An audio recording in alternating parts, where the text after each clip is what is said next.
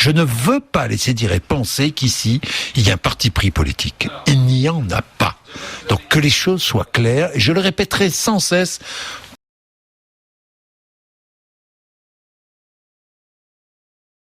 Est-ce que vous êtes favorable à des accords locaux entre l'UMP et le Front National ?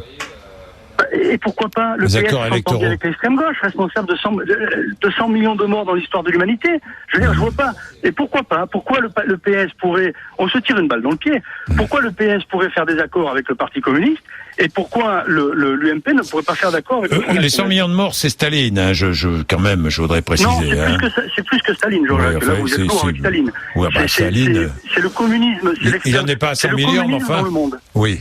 Non, mais attendez, je défends pas le communisme dans le monde. Hein. Je dis simplement attention, parce que les communistes je voudrais quand même qu'on le rappelle, ont été les premiers résistants lors de la Seconde Guerre mondiale. On parle faux. Non, c'est faux. Ça, c'est faux.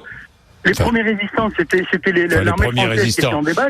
Parmi les premiers résistants, peut-être pas, mais parmi les premiers résistants. Mais Jean-Jacques, si vous permettez, c'est faux. Il faut reprendre l'histoire, justement. Le premier, c'est intéressant parce que ça fait partie justement des grands arguments.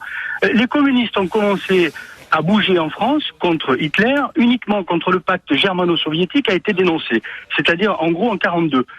De 40, jusque-là, ils attendaient de voir. Faut pas oublier quand même que Staline et Hitler avaient signé un pacte.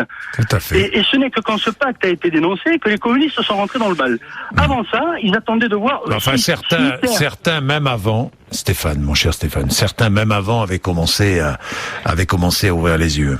Non mais Jean-Jacques, c'est un vœu ça? C'est un vœu ou c'est une réalité historique? C'est une réalité historique, Stéphane. Non, mais non, c'est faux. C'est faux. Il faut reprendre les livres d'histoire, Jean-Jacques. C'est faux.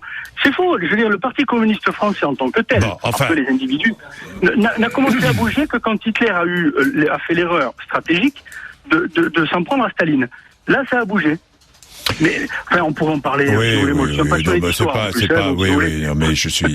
comprends. Bon, enfin, dans tous les cas, vous dites Stéphane,